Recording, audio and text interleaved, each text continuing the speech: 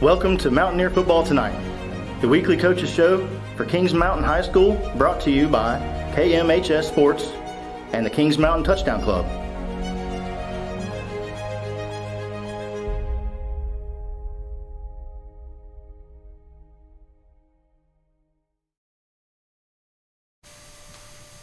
Welcome fans, Mountaineer Football Tonight. Host Craig Short here with Coach Herring.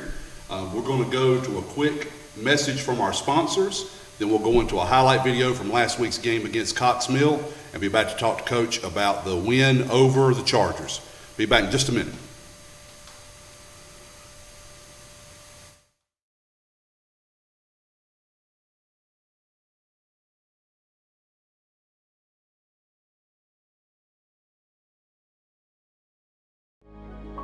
Mountaineer Football Tonight is sponsored by HB Jones Appraisals, John Gamble and Carolina Golf, the Kings Mountain Family YMCA, Harris Funeral Home,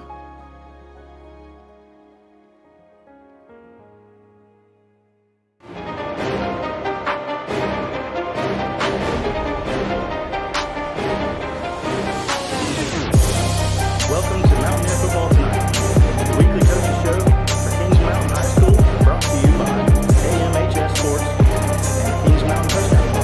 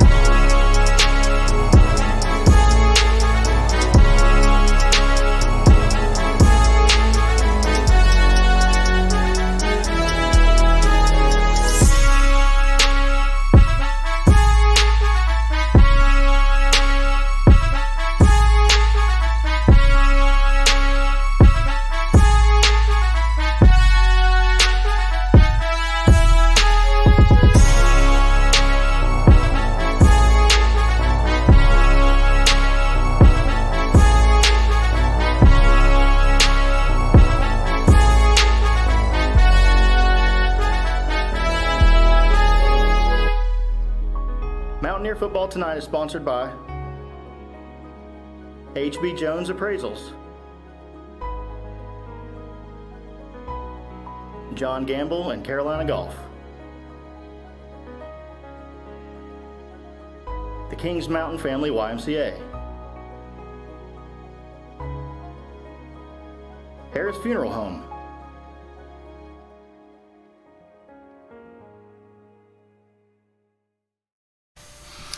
Coach, welcome. Good. Thanks for having me. Yes, sir. Good win last week over a tough team. Yes, it was. Yeah, Cox Mill was a little bit better than we thought they were, and they did a good job. I think they were very ready to play, and I'm going to get to that in a minute, but I do want to do something before we get there. I meant to ask this of you last week, and I forgot, and I think we need to give them their due.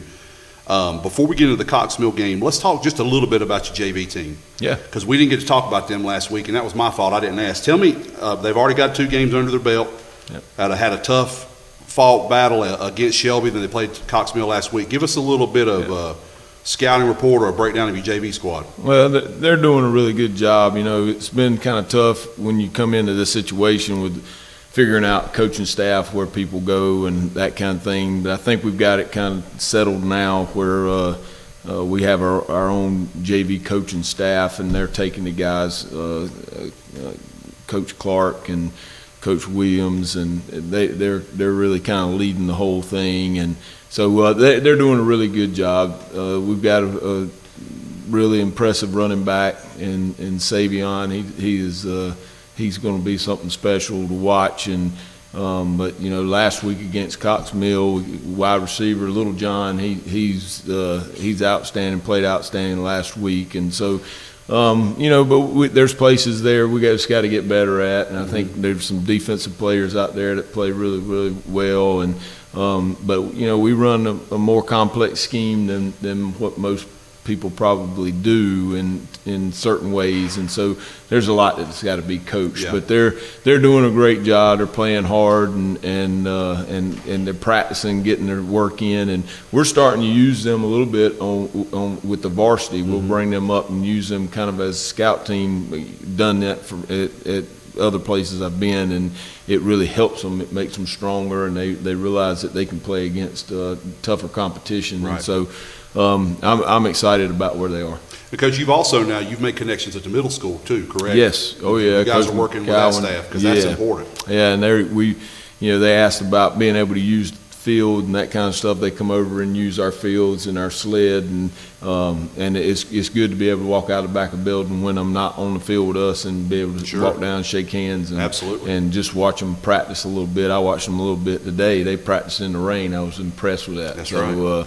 I like what I'm seeing as far Good. as the feeder program is concerned. We need to grow our numbers. We do need to get some more guys out, but hopefully that'll come in time. I agree, and I think it will. And you're right. I mean, those are the levels that are going to help you guys in the future, building for what we're going for Right. down the road. So let's talk about Cox Mill. Sure. Tough environment.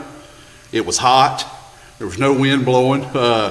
You know, it was their home opener. I mean, I know they'd played a game the week before, but they played in downtown Charlotte Right. at Old Memorial Stadium. I don't know what it's called now, but they played a really tough Weddington team. You had to know they were going to come in ready. Right. Obviously, they wanted to show out that they were excited in coming in. I know you talked last week about the 2 quarterbacks you would see. I thought the one that we saw the most was super talented. Yeah.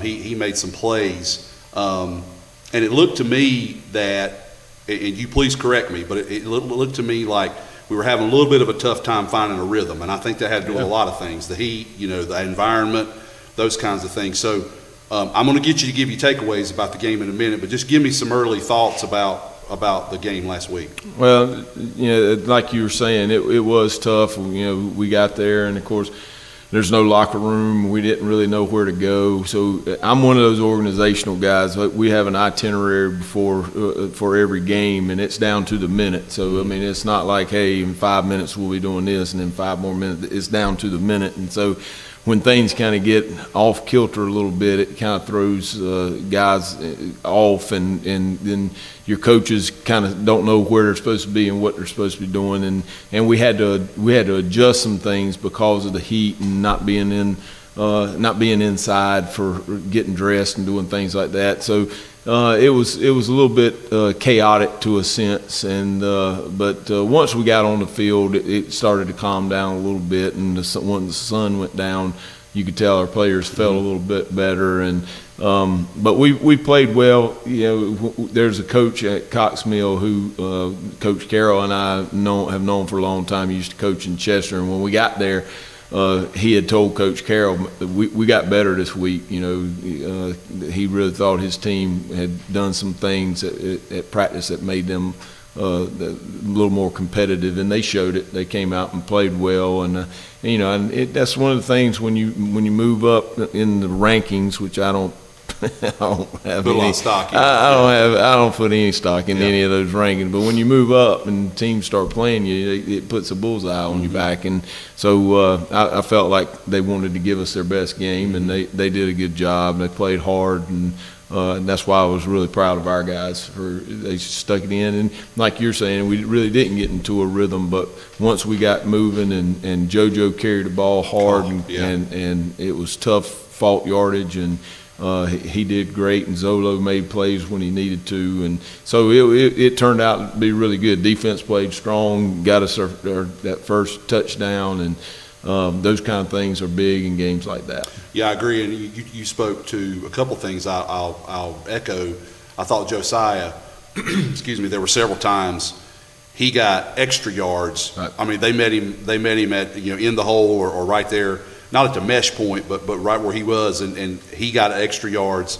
He had several big runs. But something that stood out to me, and you said it, I mean, even being in those conditions, the boys seemed to be, I mean, obviously they were hot, but didn't see a lot of cramping, I mean, they were ready. I was impressed by that, because when we first got there, I thought, man, we're going to have a tough night, kids cramping up, and playing is hard. The one thing I noticed too, Coach, and this is a testament to what you guys have done, especially on the defense, I noticed that the motor was still running really fast. Guys were still getting after it. They were still moving, even in the later parts of the game when it was so hot. So you had to be pleased by that. Yeah, we are, and Coach Carroll he's on our defense. I've known Coach Carroll for a long time, and this, especially even more this week, he's preaching to them about getting 11 people to the ball. So it's more of that comes. It makes your defense even that much stronger. So I was real pleased with that, and pleased with the way they played, and I'm really happy with the effort that we've seen this week. Yes, good. So your field goal PAT team did well again. Yes. I thought that they came up with some points for you in some critical times when I don't think the game was on the line, but it was there was a tipping point right there. Yeah. And they came through well for you. I know you've seen, and you guys have already broken down your kickoff return. What do you think about, how do you think your special teams have looked this week in practice? Going back to that. Well, give up a touchdown on a kickoff is like it makes me almost sick to my stomach. So this week we actually have put in our kickoff out on the field, and we did a live kickoff team versus our JV kickoff, and of course it wasn't contact wise, but it was live. It was supposed to be full tilt, and we did it for 10 minutes, which we don't usually do. We usually do our special teams in 5-minute increments, but we went 10 minutes and really worked on running our lanes and squeezing to the ball. And so, I still don't think we're there. I don't think we still quite understand how kickoff is supposed to work, but we're getting closer. So we'll see what happens this week, and then what you will notice is that the personnel continues to change. We're gonna find those 11 guys that want to go out and make tackles and keep the ball on their end of the field deep. That's a big part of defense. Right. Well, it seems like you told me who the coordinator for the special teams is. I think he was going to want a little more. Right. But, Coach, I'd say one of the toughest things I ever saw in coaching, and I just don't know what it was, but was the kickoff team. Mm-hmm. Kickoff team to me always seemed to be the toughest one because, you're telling kids this lane, you're the gunner, whatever. And to you it makes sense. To me it makes sense. We've done it a lot. And we take for granted that they see what we're talking about, and they don't often. And I think, like you did this week, is right. But that is one of the most fast-paced pieces of the game. Right. Because you've got everybody moving at full speed, basically kickoff return and kickoff team, and sometimes it's chaotic. And so there's a lot of breakdowns. I mean, even the big guys in the NFL have breakdowns sometimes. That's right. So. That's right. It is. And it's that's a tough team to play on. Right. It's not easy, trying to get guys to run a 50-yard sprint. I mean, that's basically what you want them to do. And as they're running, they've got to avoid blocks. And then as they're running, they got to stay in their lanes. And it's tough to coach up, but a lot of it's just mentality. So we got to change the mentality of some of the guys. But we're getting closer. You'll get there. So give me, Coach, like we did last week. Let's talk about 3 takeaways you had from the game. It was a big win against a big team. Play out of a strong conference. I'm sure is going to do great this year. Give me 3 things that you took away from that game. Well, we just talked about it. Number one is our special team play is got to get better, and when you have Coach Carroll, you have defense coordinator, and that's the first thing is that, man, we've got to fix the kickoff team because it puts the defense in a bind. So that's my first takeaway is we've got to do that, and then. The second takeaway is how fast and how hard our defense played. Yeah. They really got after it, caused some turnovers. The fumble and scoop and score those are huge, and I was really pleased with that.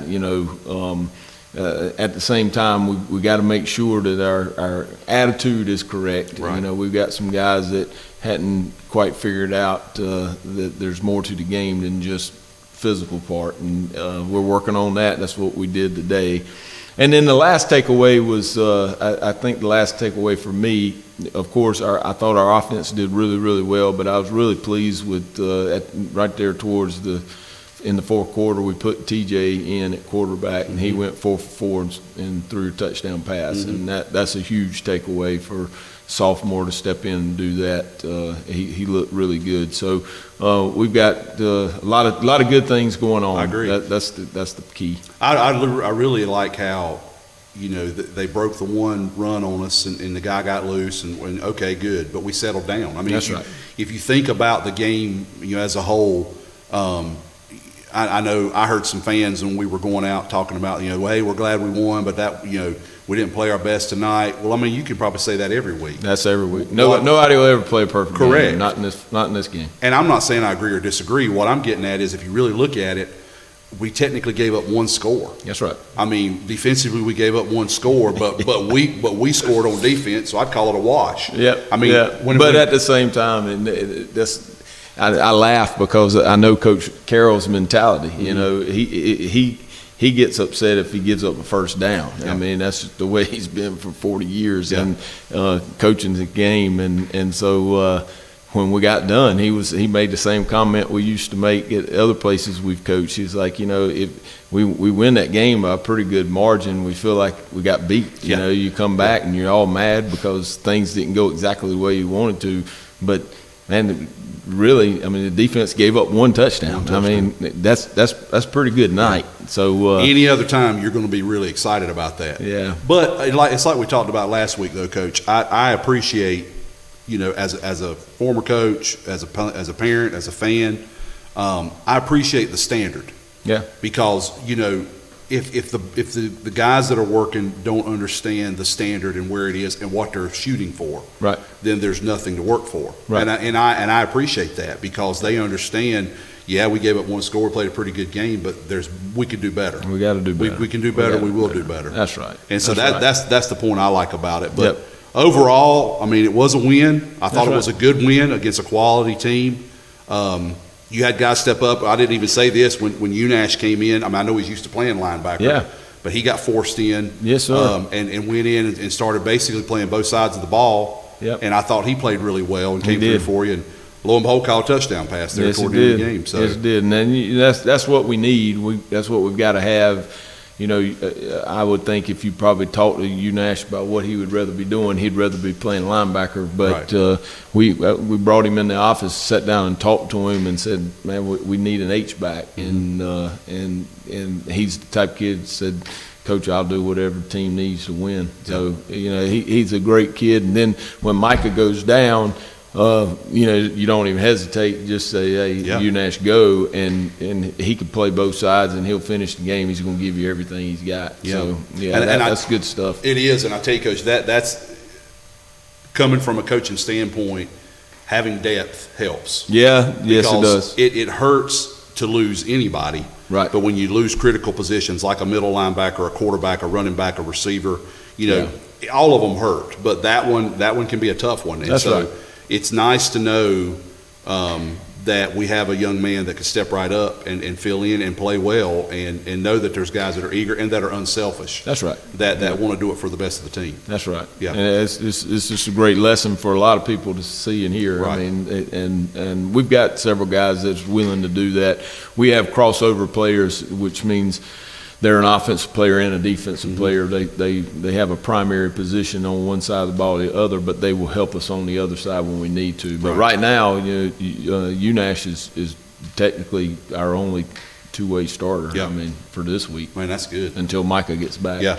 We'll get an update on that in just a minute if you want to give us one. But you want to add any other things, Coach, about Cox Mill before we go? No, that's I'm just happy for the team. I'm happy the way they played hard, and there's a lot of things that go on that people don't know. But we had some issues. We had some things that were going on that we've got to get fixed. And so today we had our third leadership lesson. It's on getting rid of the negativity. That's what the lesson was about. And there's something called BCD, blaming, complaining, and defending. And those are three things that cause people to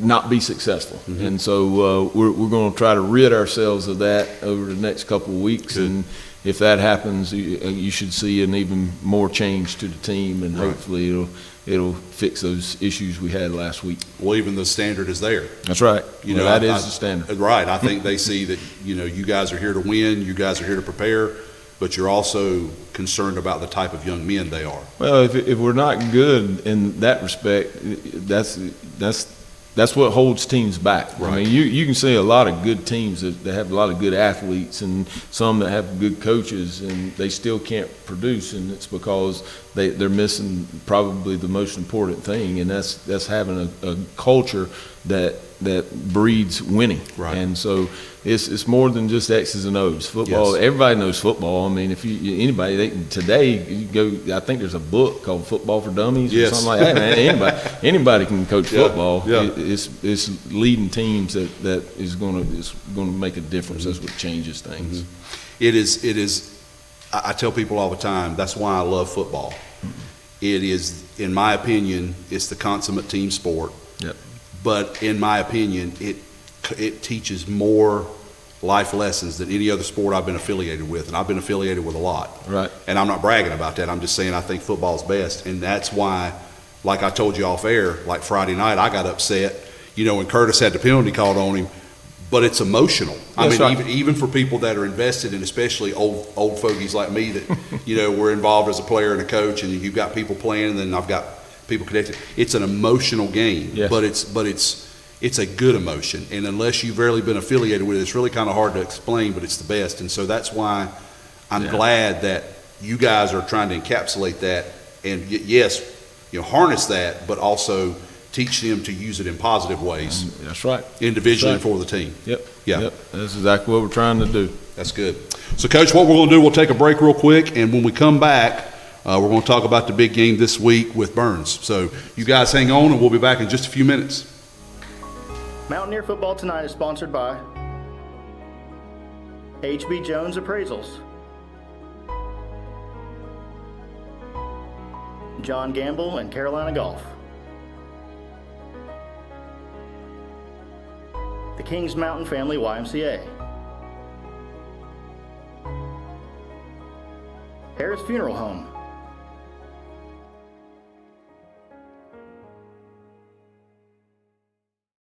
Talk about that.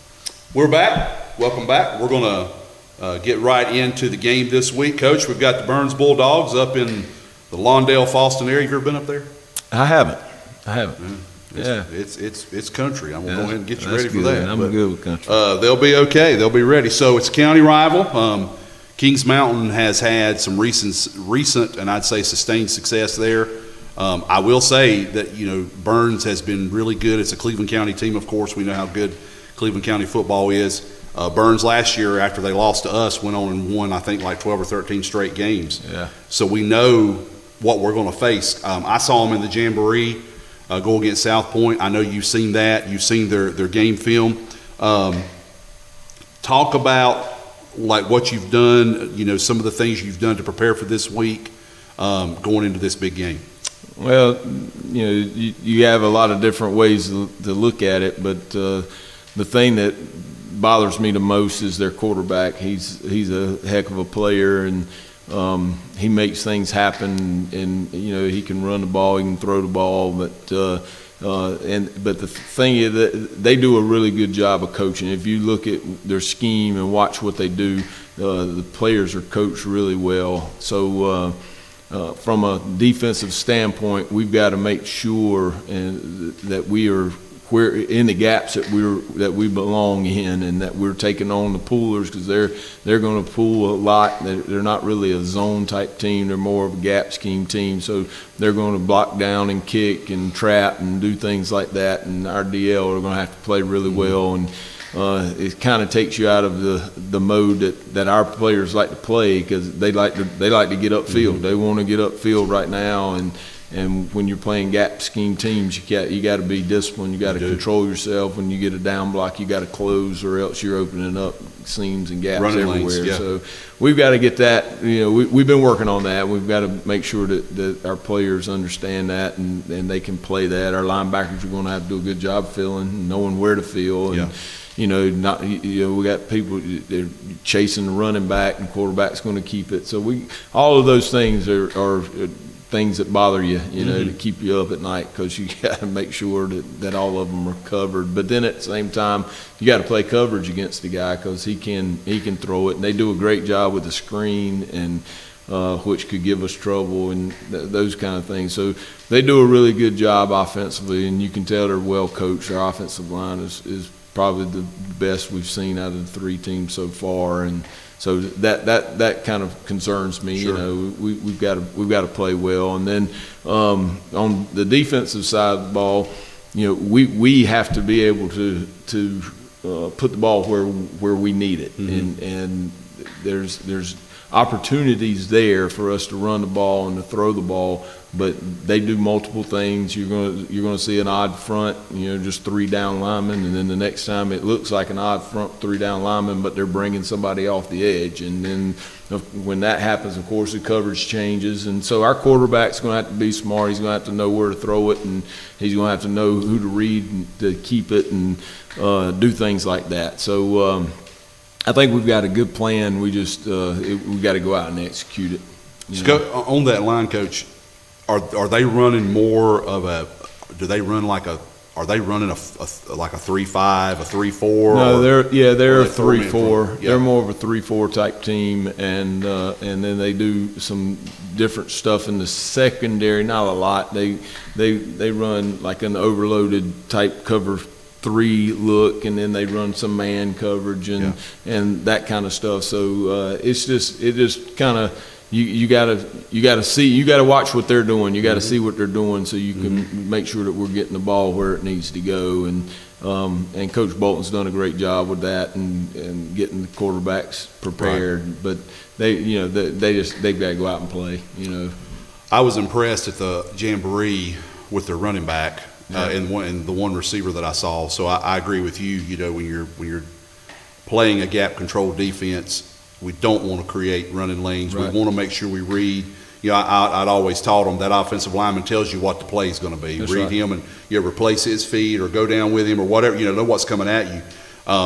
I do feel like, even though you say they're the best we've seen so far up front, I know how strong and fast we are. Right. I mean, I'm not taken away from them, but what I'm saying is I feel like we can probably win that battle, but we've got to be disciplined, because they are such quick hitting. Yeah, you can run yourself out, and so you might even be a better athlete, and so forth and so on. But if you just run yourself out of a play because you're not doing what your coach do, then it makes problems for your linebackers because they're getting blocked because they don't have to block you because you just ran out of the play. And so all that stuff is just basic technique football things that we've got to get taught. And you know, the key to it, all of that to me is defense is a reaction game, so it needs to be something they don't think about. I mean, as soon as the ball is snapped, they're attacking, and that's where we are right now. We're still trying to teach them like where to attack. So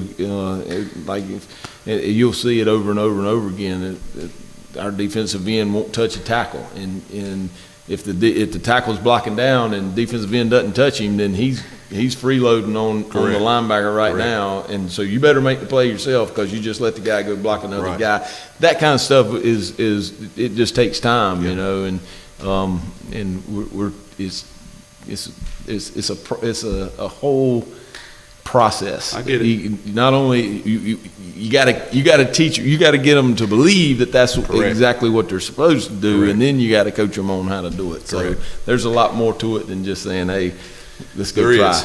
You know, there's no see ball get ball mentality. You have to play discipline, and that's, you know, it's I don't even want to call it a habit, but it's hard to break that mentality of I've got to go attack, because you've got to take care of your responsibility first. That's right. And if you do that the way you're supposed to, stuff's going to come to you. And I mean, it's going to happen, but you've got to play that. And, you know, the teams that do it the best and do that, consistently are the best. That's it. You know, as you get on into this and we play, you know, the Red Raiders are coming down the road, and that is just a regimented, just ridiculous offense, but it takes that type of discipline. But I do like what I've seen. I mean, like you were mentioning, just the way they're flying to the ball. I think that's great. I think the offense is playing great. I mean, they're executing. And like I said last week, that can be tougher.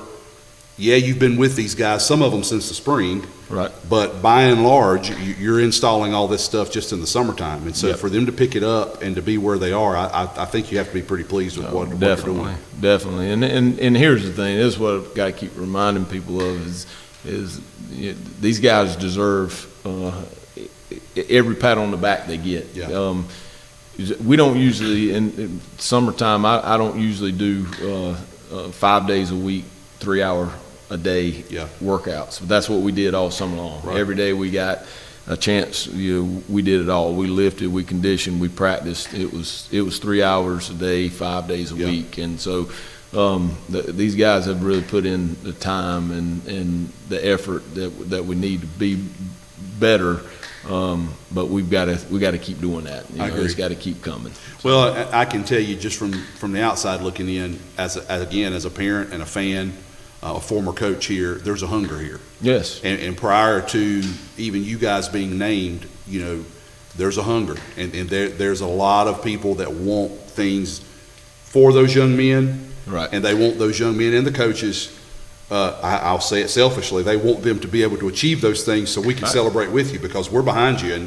And I think, I mean, you saw Friday night, I mean, all the way in Concord, we have a good crowd, the band comes with us, but there's a hunger here and a desire to continue to build on what we're doing well and to achieve even greater goals. Yeah, and you can feel it. And that's the reason why I'm here. I mean, that's the reason why as soon as this job came available, it was one that I already had it on my radar from years ago. So that's why I'm here. This is, and you know, last week we in our leadership meetings, the units, each unit has a unit leader, and they're given these notes that they go over and they talk about. And last week they were creating a mission statement for their unit and for their team, and it was amazing to me. I think out of the 6 units, 3 of the units, half of the units, when they wrote their mission statement, there was something said about doing it for the community.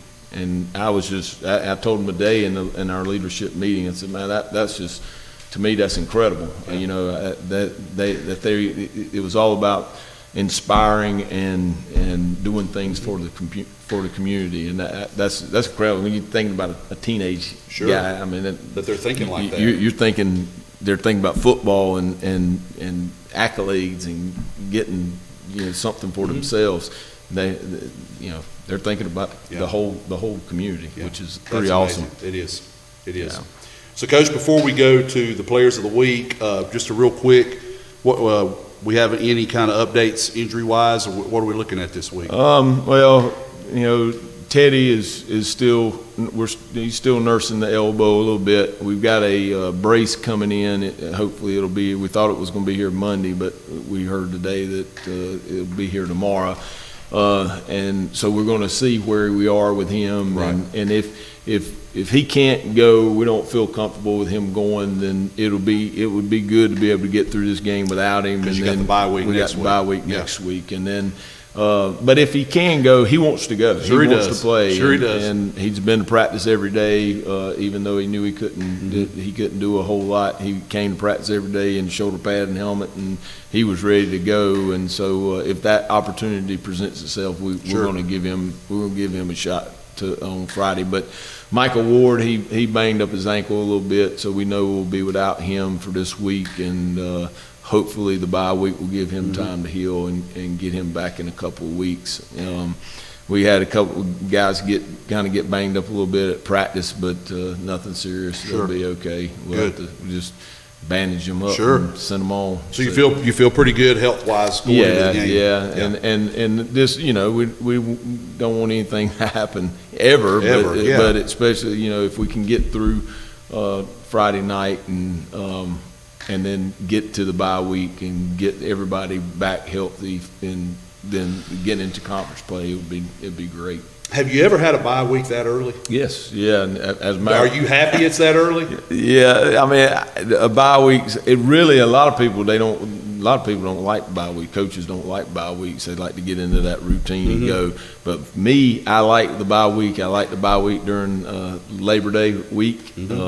Because I don't want to be out chasing kids to try to get them to a Monday morning 8 o'clock practice. And they want to go to the Dove Field. I've been through all of that. So this is actually a good week to do it. I was going to say, it's that right paid before conference. It paid off pretty well for you guys. Yes, it's going to be good. And what we're going to do is, I've already decided of course we're going to give them Monday off. We're going to practice Tuesday, leadership on Wednesday, practice Thursday. And I'm going to give them Friday off. And then, because again, like I said, these guys have been working really hard. Right. And then we'll come back the next week and get ready for Hunter Huss. Did they know that before you just said it on air? No, I did tell them. I went ahead and told them. I was going to say, because it'll get out. Oh, right yeah. there. Hey, man, but I've actually let families know in case they want to do something for Labor Day. Good. So it's out there. We're in good shape. There's no reason to go out there and kill ourselves. I agree with you. And kids we're in the mode now to where we're in the mode now where they want to play. Yeah. They've been practiced enough, and so we don't want to burn them out. I agree. And when you get into the conference season, it's a tougher road to hoe, because the grind seems to be a little tougher. Yes. Yeah. Yes. So let's do our players of the week, Coach. Our Gutter Guys player of the week. We'll start with our Gutter Guys offensive player of the week. Who do you have this week? Of course, we went with Josiah Hill. He had 29 carries, which that's a lot of carries. He had 29 carries for 115 yards and a touchdown. And like I said, he pretty much carried the offense. You know, whenever we needed something, we'd give him the ball, and he would get us yardage. So Josiah did a great job. Okay, let's talk about our Gutter Guys player of the week for defense. All right, so we went with Curtis Simpson, and I neglected to talk about this last week. Our defensive coaches, and Coach Carroll has a form where they break down what players do during the game, and it creates something called, we call them production points. And it could be anything: getting a third down stop, getting a fourth down stop, causing a fumble, creating a fumble, or causing or recovering a fumble, or whatever. All these points. And so this week, Curtis, he led the defense with, I think it was 58 production points, which is pretty good. And he didn't lead the defense in tackles. Jason Melton did, and Jason had a really good game. He's getting better and better every week. But Curtis also had 5 quarterback pressures. He had 2.5 sacks. and one tackle for loss, and of course the fumble that resulted in a touchdown. So Curtis was our defensive player of the week, and he did a great job. That poor offensive tackle, I know he was glad when that game was over. I mean, I wouldn't want to. No, I wouldn't want to face him either.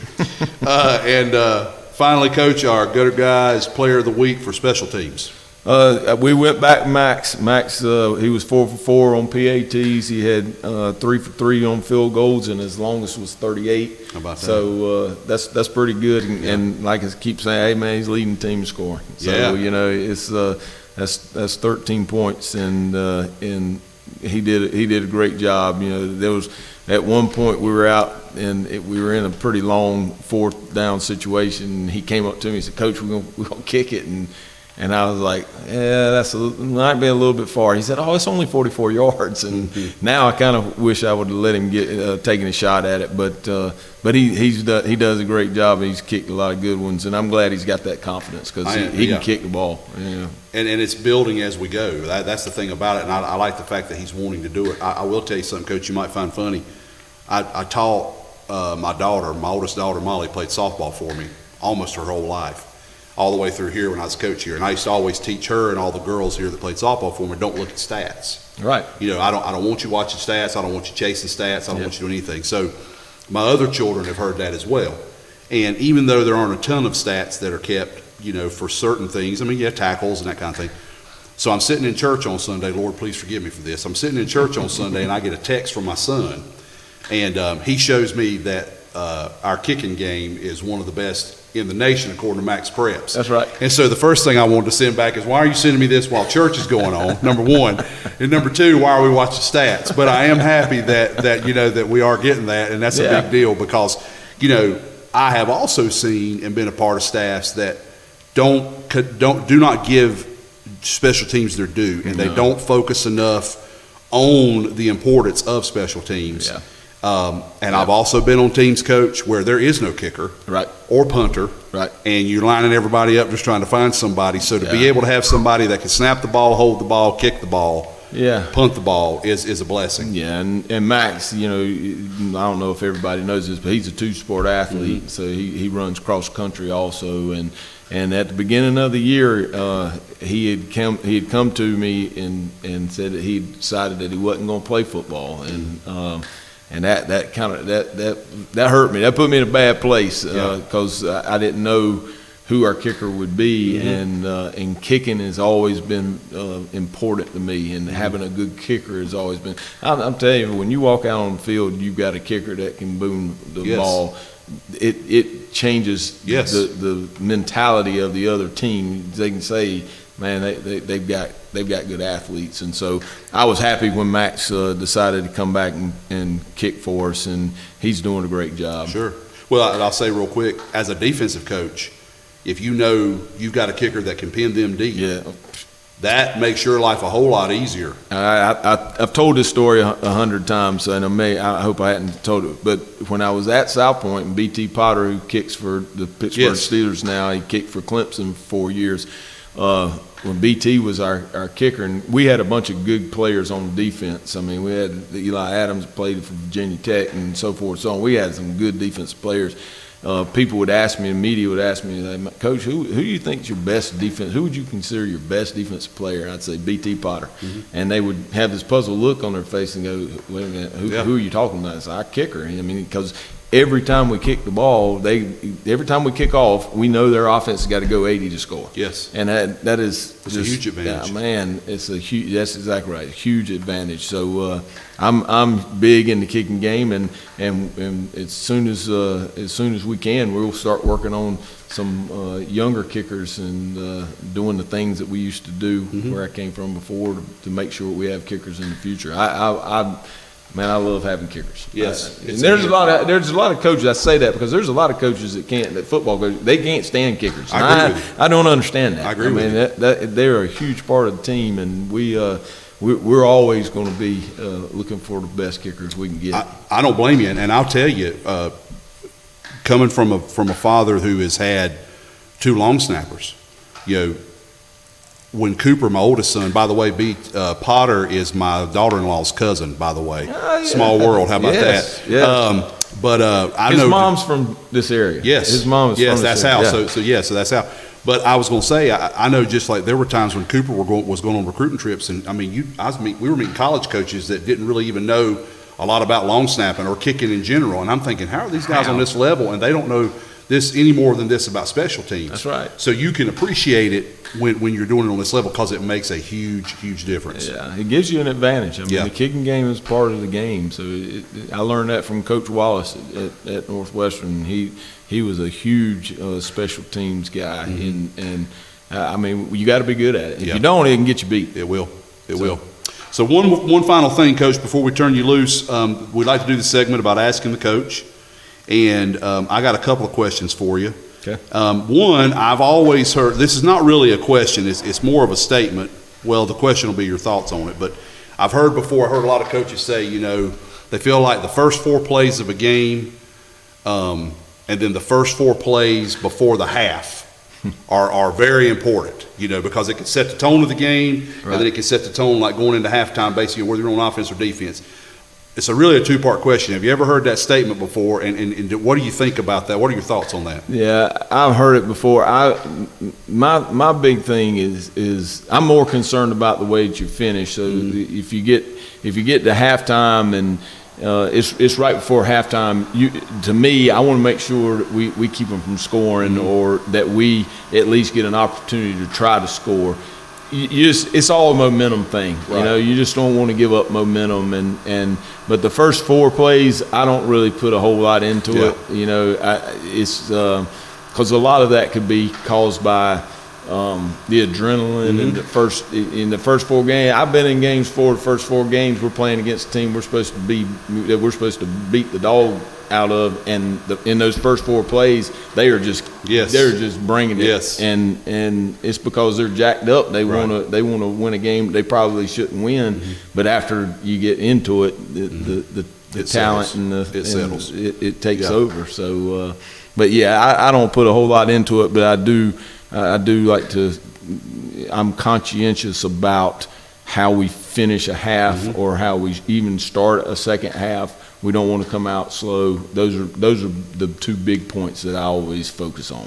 Yeah, I like that too. And by the way, I like how you deferred last week against Cox Mill. Yeah. I like that. Yeah, we do that a lot. I love that.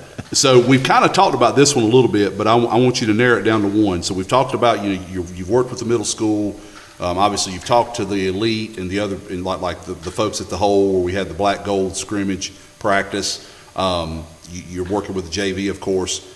In building this program or maintaining it and putting your stamp on it, what's the one thing that, of all the efforts you put into this and your coaches have put into this, what's the one thing you think is the most important that's going to give you the most success? We talked about it today. Look at there, I didn't even know that. I just asked you. We just talked about it in leadership, and it's culture. It is the culture of your program. That's the key that makes the whole thing run. And I've seen a lot of teams coached by a lot of good coaches, and they know X's and O's. They know football, and they know how to do those things, but their team is not a team. And so culture is the changing factor. And we use in our leadership lesson, we use the book Above the Line. I think I've talked about it before. My book about the Ohio State Buckeyes when they won the first national championship. And he says it over and over and over again that culture of the team is that uncommon element. And that's what I told our players today. I read that to them out of the book. It's the uncommon element, which means, and what he's saying is, most teams don't have it. Correct. And so that's the difference. Because it's like I explained to them, and we just talked about it a second ago. Everybody knows football. Right. Everybody knows X's and O's. You can go get people from all over the place and tell you about X's and O's. They're studying it online. They're watching videos. Everybody knows it.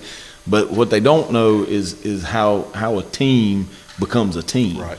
And some people think that they have a team, and they really don't have a team. And I can walk into a locker room and tell you whether or not your team is really a team. And right now, we're not where we want to be, and that's what I'm trying to get our guys to understand. Today, our lesson on BCD, they're already starting to think about it, and hopefully it's going to start making some changes. And you can tell when I'm talking to the players, they're looking at me and they're like, "Wow, I've never thought about that." And so that's the difference. I mean, I think there's a lot of people that would tell you that's the difference. Yeah. And so what I hope what happens is as the culture changes, more and more athletes want to get involved with it. Sure. And then the next thing you know, we have what we need to create a powerhouse that can compete at any level. Any level. And that's what we want. That builds on itself. Once right. you get that complete change in that culture, the buy-in completely, it will run. It's not to say your job will be easier. No. I mean, your expectations and standards won't change, but it will help. Well, I'll say it will make my job easier, but not easy. Right. Because that's what we're trying to create, a team that is player-led. That's what we want.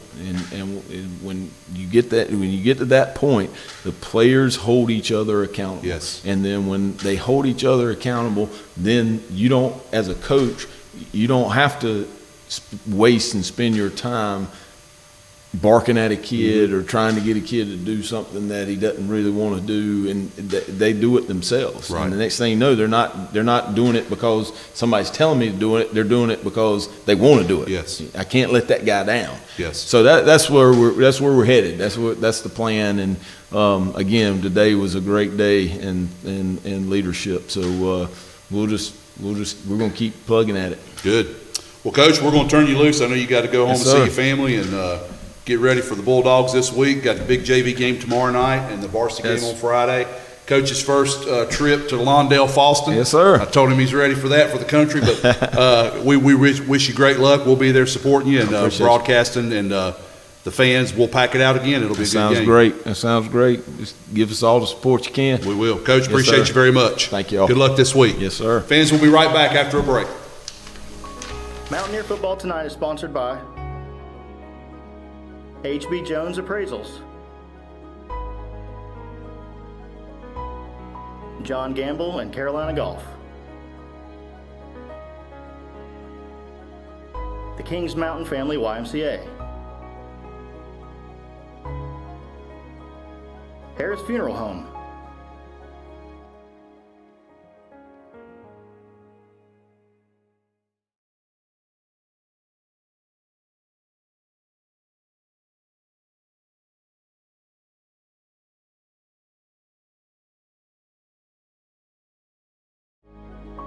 Mountaineer Football Tonight is sponsored by HB Jones Appraisals, John Gamble and Carolina Golf, the Kings Mountain Family YMCA, Harris Funeral Home,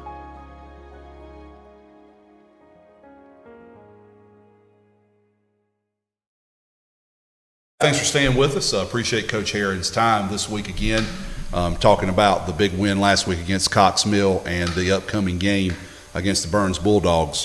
What I want to do real quick is I want to talk about the things going on the rest of this week at Kings Mountain and into next week. Obviously, today there was nothing scheduled on the 30th, but tomorrow we've got volleyball versus Stuart Kramer. The JV will play at 4:30, the varsity at 6. And JV will play tomorrow night here at John Gamble Stadium at 7 p.m. On Friday, of course, we've been talking about it already. The varsity will travel up to Burns at 7:30. We encourage you to get there early because we know we'll pack it out. We also can tell you that you can buy your tickets online. That has been posted on the athletics website and on the Facebook page. You can get your ticket there ahead of time. On Monday the 4th, we have nothing scheduled because that is Labor Day.